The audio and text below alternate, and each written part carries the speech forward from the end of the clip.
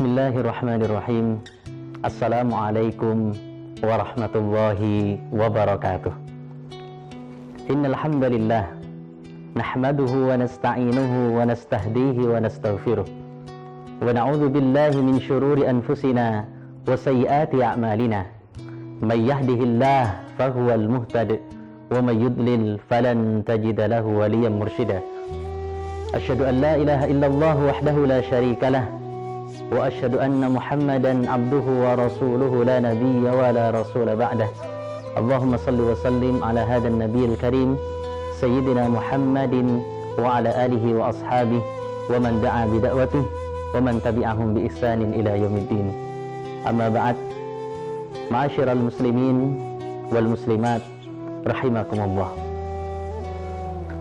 Pada tahun 2 Hijriah, ketika kaum muslimin mendapatkan kabar kemenangan yang begitu spektakuler pada perang Badar, kegembiraan, keceriaan, kebahagiaan begitu menyelimuti umat muslimin saat itu.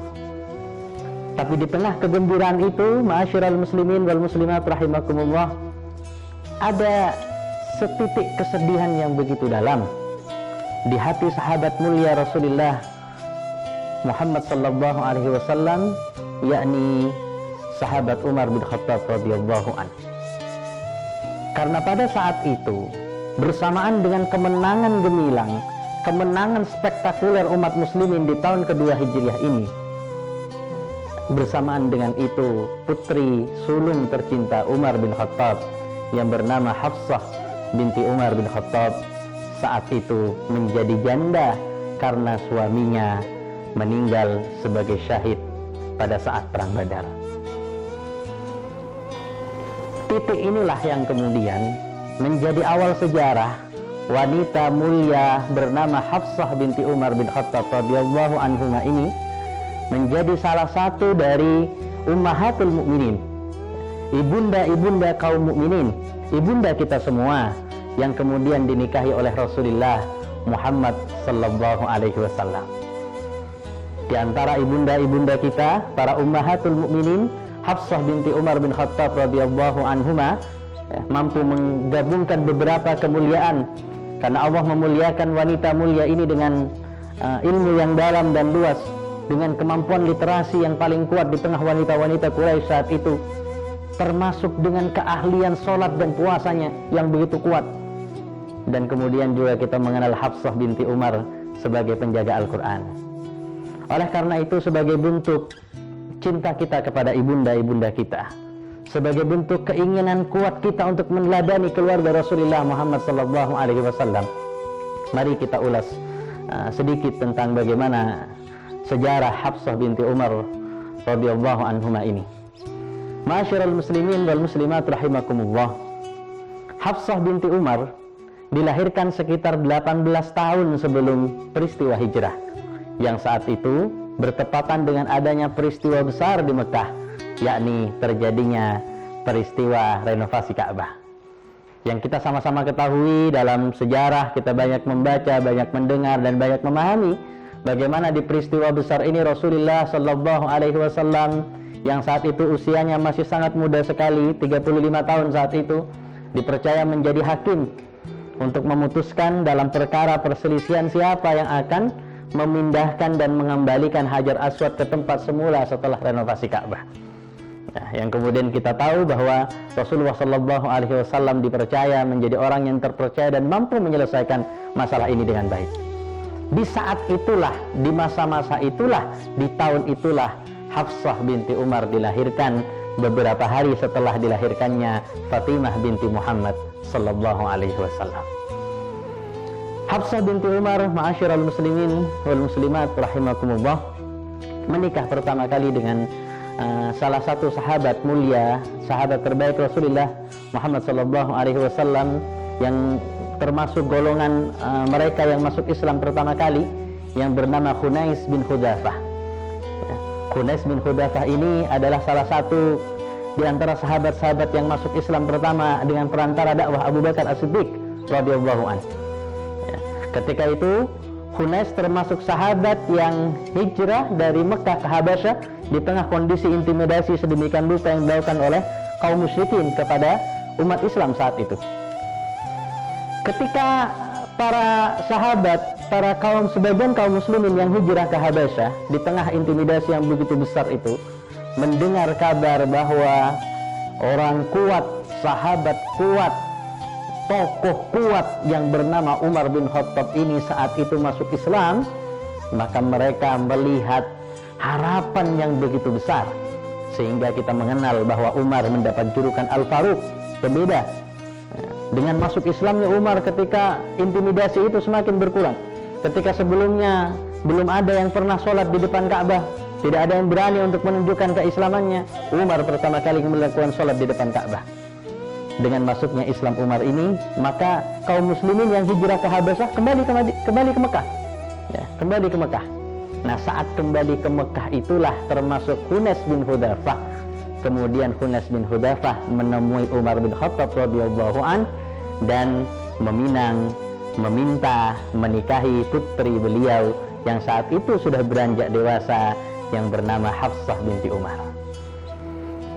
Maka sepasang suami istri inilah, Hunais dan Hafsah ini, hidup begitu bahagia di bawah cahaya iman dan Islam, hingga kemudian saat peristiwa hijrah dari Mekah ke Madinah, mereka termasuk dari kaum muslimin yang hijrah ikut ke Madinah, ma'asyiral muslimin, hingga kemudian singkat kata sampai pada tahun kedua Hijriyah, saat terjadi peperangan pertama yang luar biasa besar, yakni perang Badar, Hunais bin Hudzafah, salah satu sahabat terbaik ini, ikut berperang dengan tekad kuat menjadi syahid dalam perang itu.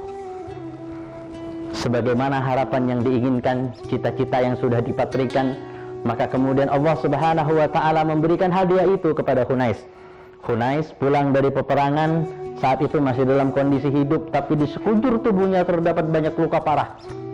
Hingga akhirnya kemudian beberapa saat setelah pulang itu dirawat oleh istrinya, tidak lama, hanya sebentar saja Hunais meninggal menjadi bagian dari para syuhada perang Badar. Saat itulah kemudian muncul kesedihan yang begitu dalam pada hati Hafsah binti Umar. Ya, karena di usia yang sangat belia, yang saat itu para ulama menyebut usianya sekitar 18 tahun, Hafsah sudah menjadi seorang janda. Kesedihan Hafsah ini kemudian yang juga menimbulkan kesedihan dari Umar bin Khattab radhiyallahu anhu. Begitu mendapatkan putrinya yang masih muda belia ternyata sudah menjadi janda, maka kemudian Umar sebagai seorang ayah, ya, ingin menghapus kesedihan ini, ingin menghibur putrinya dan menikahkan kembali putrinya, yang tentunya Umar berharap putrinya menikah kembali dengan orang yang sama mulianya dengan Hunais, bahkan bisa lebih mulia. Berangkatlah Umar bin Khattab menuju sahabat Abu Bakar As-Siddiq. Ketika bertemu dengan Abu Bakar, Umar menceritakan kondisi anaknya dan kemudian menawarkan kepada Abu Bakar untuk menikahi anaknya. Tapi apa yang terjadi? Abu Bakar cuma diam, tidak merespon apa-apa. Umar pun semakin galau dan sedih. Akhirnya Umar meninggalkan Abu Bakar. Siapa lagi yang hendak dia datangi? Orang-orang mulia itu. Kemudian Umar datang kepada Utsman bin Affan radhiyallahu an, yang ma'asyiral muslimin, sebagaimana kita tahu, pada setelah perang Badar, Utsman bin Affan juga kehilangan istri beliau, yakni putri Rasulullah sallallahu alaihi wasallam, Ruqayyah binti Muhammad. Maka Umar menawarkan kepada Utsman agar menikahi putrinya, menikahi Hafsah sebagai pengganti Ruqayyah. Tapi Utsman mengatakan, saat-saat ini saya belum ingin menikah. Akhirnya kesedihan yang begitu dalam menyelimuti hati Umar. Di tengah kondisi seperti itulah kemudian Umar menghadap Rasulullah Muhammad sallallahu alaihi wasallam untuk cerita, untuk curhat, untuk menyampaikan isi hatinya. Ketika menyampaikan hal itu kepada Rasulullah, ada pernyataan Rasulullah yang begitu luar biasa. Apa kata Rasulullah?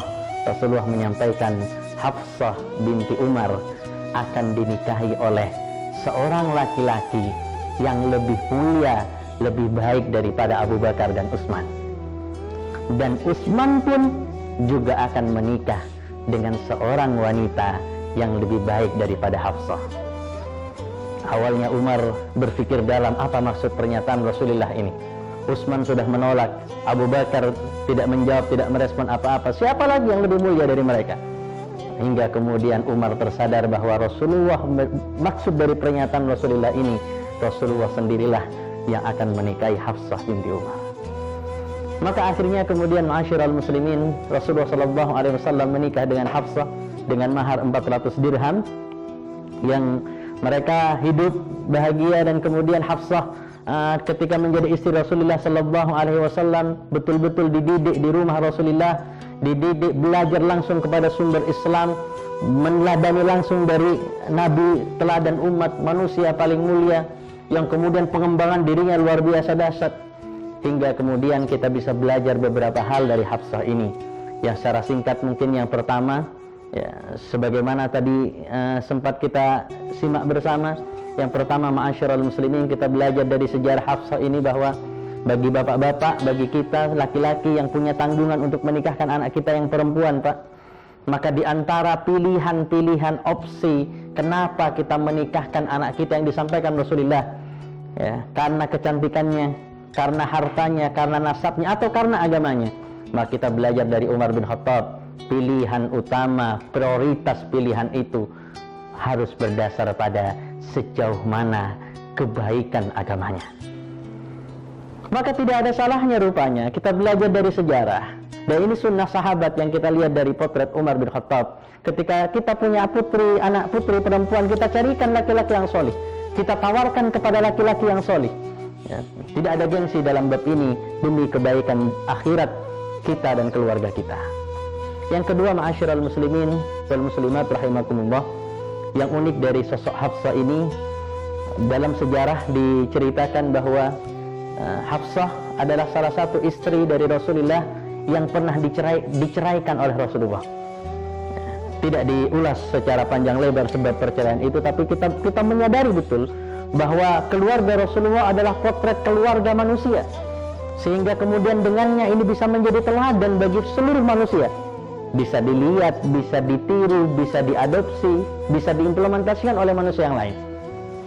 Maka di antara peristiwa yang terjadi adalah Hafsah pernah diceraikan oleh Rasulullah SAW. Tapi kemudian di hadis yang sahih diceritakan, belum lama Rasulullah menceraikan itu, Jibril diutus oleh Allah Subhanahu wa taala menemui Rasulullah. Apa kata Jibril? Muhammad, rujuklah kepada Hafsah. Kembalilah kepada Hafsah. Rujuklah Hafsah. Karena Hafsah itu sawwamatun qawwamah. Hafsah itu ahli puasa dan ahli sholat. Hafsah itu rajin puasa dan rajin sholat malam. Wa innaha zawjatuka fil jannah.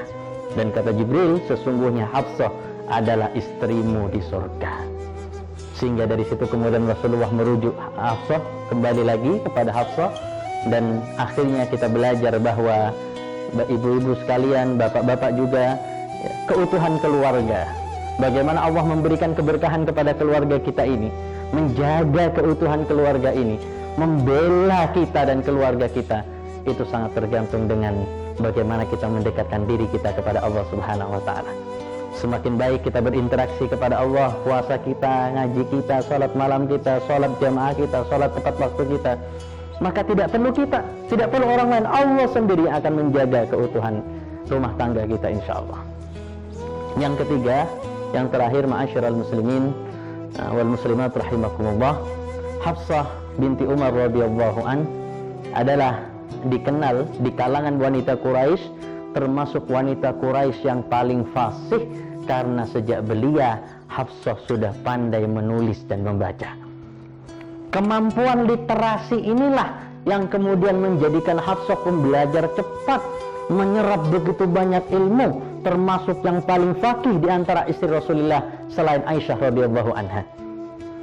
Nah, karena kemampuan literasi inilah kemudian di era Abu Bakar As-Siddiq radhiyallahu an, ketika sekian banyak syuhada yang meninggal itu para penghafal Quran, para penjaga-penjaga Al-Quran, penghafal Quran, hufadzul Quran meninggal dalam peperangan melawan Musailamah Al-Kadzdzab, para murtadin, ya, maka saat itu kemudian Umar bin Khattab radhiyallahu an mengusulkan kepada Abu Bakar, karena para hufadzul Quran ini sudah meninggal, maka bagaimana kita menyelamatkan Al-Quran agar terus turun dari generasi ke generasi. Umar bin Khattab kemudian mengusulkan untuk mengumpulkan naskah-naskah Al-Quran, ya, mengumpulkan naskah-naskah Al-Quran. Ketika saat itu terjadi diskusi yang panjang antara iya dan tidak, pengumpulan ini akhirnya diputuskan untuk dilakukan sebagai bid'ah yang hasanah, hal baru yang baik untuk menjaga kelestarian Al-Quran. Maka Abu Bakar As-Siddiq radhiyallahu an menunjuk Hafsah binti Umar, istri Rasulullah yang paling kuat literasinya, paling pandai membaca dan menulis, sebagai penjaga Al-Quran. Yang kemudian Al-Quran yang ditulis di pelepah kurma, ditulang, dikulit, dikumpulkan, dan kemudian dikumpulkan oleh Hafsah, dijaga bersama Hafsah sampai Hafsah meninggal dunia. Yang dari situ kemudian di periode Utsman bin Affan ketika menjadi khalifah, Utsman melakukan standarisasi, pembukuan mushaf, standarisasi, dan dari situlah kemudian Al-Quran bisa kita terima, bisa kita pelajari, bisa kita hafal sampai sekarang. Sehingga ma'asyiral muslimin wal muslimat rahimakumullah, ketika kita membayangkan, kita terbayang di kepala kita bagaimana sosok muslimah yang tidak hanya kuat ibadahnya, tapi juga kuat literasinya, kuat keilmiahannya, dan diagungkan, dimuliakan oleh Allah dengan Al-Quran, maka kita akan ingat kepada salah satu sosok bunda kita ini. Di antara bunda-bunda yang lain yang semua mulia, ummahatul mukminin semuanya mulia, kita juga ingat salah satunya adalah Hafsah binti Umar, yang selain pandai literasinya, faqih agamanya, rajin ibadahnya, beliau punya kontribusi penting bagaimana kita bisa belajar dan menguasai Al-Quran hingga hari ini. Mudah-mudahan Allah Subhanahu wa ta'ala jadikan keluarga kita keluarga yang mampu meneladani keluarga Rasulullah Muhammad SAW, sehingga kelak Allah kumpulkan kita dan keluarga kita bersama di surga kembali, bertemu dengan keluarga Rasulullah Muhammad SAW. Demikian, mohon maaf atas segala kesalahan. Assalamualaikum warahmatullahi wabarakatuh.